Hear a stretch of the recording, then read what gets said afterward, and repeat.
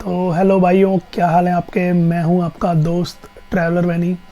तो आज मैं आपके लिए एक अपडेट लेके आया हूं। अपडेट जो है कि वो शेनिगन के रिगार्डिंग है। आप अगर शेनिगन का वीज़ा अप्लाई करना चाहते हैं तो आपको किन बातों का ध्यान रखना है और क्या कर सकते हैं कि अगर आपका कहीं से आप रिफ्यूज़ हैं तो आप उसका क्या सलूशन कर सकते हैं, उसके बारे में आपको मैं पूरा बताऊंगा इस वीडियो में। तो आप वीडियो को पूरा एंड तक देखें। एंड में मैं इसका सलूशन बताऊंगा कि कैसे आप ट्राई कर सकते हैं। देखिए, वीज़ा की गारंटी नहीं होती कोई, लेकिन आप ट्राई कर सकते हैं, उनको कन्विंस कर सकते हैं कि वो आपको वीज़ा दे दे। तो इसमें काफ़ी सारी ऐसी बातें हैं जो आपने कभी नहीं किसी से सुनी होंगी, जो मैं इसमें शेयर करूँगा आपके साथ, जो कि मेरा पर्सनल एक्सपीरियंस है और मैंने देखा है कि मतलब कि ऐसा होता है।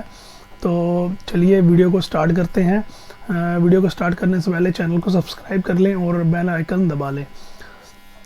तो अब बात करते हैं शेनिगन वीज़ा की। अगर आप शेनिगन वीज़ा अप्लाई कर रहे हैं तो मैं आपको बता दूं कि शेनिगन जो वीज़ा है, अगर आप टूरिस्ट वीज़ा अप्लाई कर रहे हैं तो उसके लिए आपको कुछ पॉइंट्स का ध्यान रखना है। जैसे कि सब आपको बताते हैं कि डॉक्यूमेंटेशन आपकी पूरी होनी चाहिए, ओरिजिनल होनी चाहिए, कुछ भी फेक नहीं लगाना है। लेकिन आपको एक मैं नया रीज़न बताता हूँ शेनिगन वीज़ा रिफ्यूज़ होने का।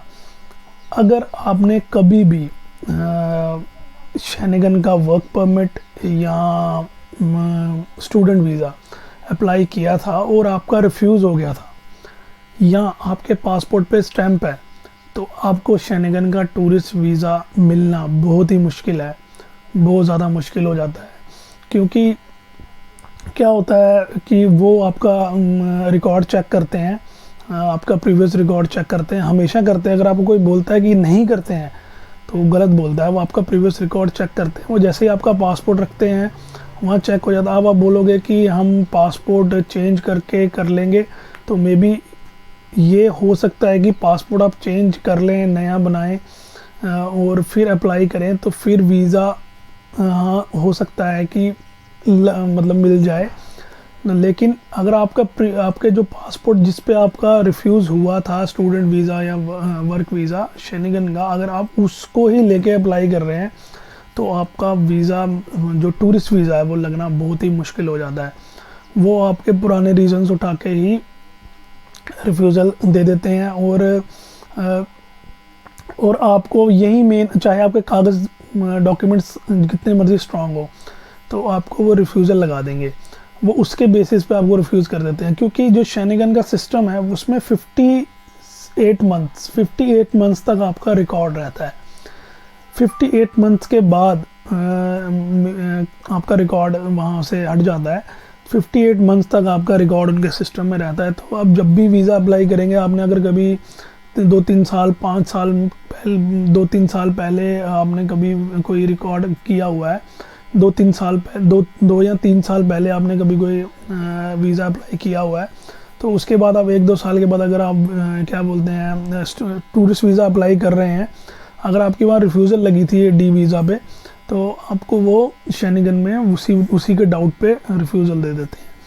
तो याद रखिए, अगर आपके पासपोर्ट पे किसी रिफ्यूज़ल की स्टैंप लगी हुई है, मैं डी वीज़ा की बात कर रहा हूँ। हाँ, अगर टूरिस्ट वीज़ा की किसी की स्टैंप लगी हुई है फिर आपको टूरिस्ट वीज़ा मिल सकता है, क्योंकि वो ऐसा कोई कंसर्न नहीं है। अगर आपकी डी वीज़ा की स्टैंप लगी हुई है आपके पासपोर्ट पे रिफ्यूज़ल की, तो आप टूरिस्ट वीज़ा अप्लाई करना चाह रहे हैं, तो उसके चांसेस बहुत ही कम है। समझ लीजिए 20% चांस होंगे आपको वीज़ा मिलेगा। तो इन बातों का आप ध्यान रखिए वीज़ा अप्लाई करने से पहले। फिर कहीं बोलते हैं कि हमारा अभी वीज़ा नहीं लग रहा। मुझे कई मैसेज आते हैं, सर मैंने इतनी देर पहले अप्लाई किया था, मेरा वहाँ से मैं कहीं से डिपोर्ट था या कहीं से रिफ्यूज़ल थी। डिपोर्टेशन वालों का भी सेम सिस्टम होता है और रिफ्यूज़ल वालों का भी सेम सिस्टम होता है। तो इस बातों का प्लीज़ आप ध्यान रखें वीज़ा अप्लाई करने से पहले। तो अब इसका सलूशन क्या है? अब इसका सलूशन मैं आपको बताता हूँ। इसमें आप एक काम कर सकते हैं, अगर आपका कभी भी डी वीज़ा या स्टूडेंट वीज़ा रिफ्यूज़ हुआ है, तो आप सेम पासपोर्ट पे नेक्स्ट टूरिस्ट वीज़ा अप्लाई कर रहे हैं, तो आप ना एक लेटर लिख लें कि आप उनको उसमें पूरा मेंशन कर दें कि आपने वीज़ा क्यों लगवाया था, तब आपकी क्या सिचुएशन थी, आपको क्या करने जाना था, आपका क्यों रिफ्यूज़, मतलब आपका वीज़ा उस टाइम ऐसे रिफ्यूज़ हो गया था, आपने डी वीज़ा इसलिए लगाया था। अगर तो वो कन्वेंस होते हैं आपकी बात से तो फिर वो आपको टूरिस्ट वीज़ा दे देंगे, अगर वो कन्वेंस नहीं होते हैं तो वो आपको वीज़ा नहीं देंगे। तो ये रिस्क है, मतलब कि मैं आपको बोल रहा हूँ कि अगर बहुत ही ज़रूरी है वीज़ा लगवाना तो आप ये ऐसा कर सकते हैं।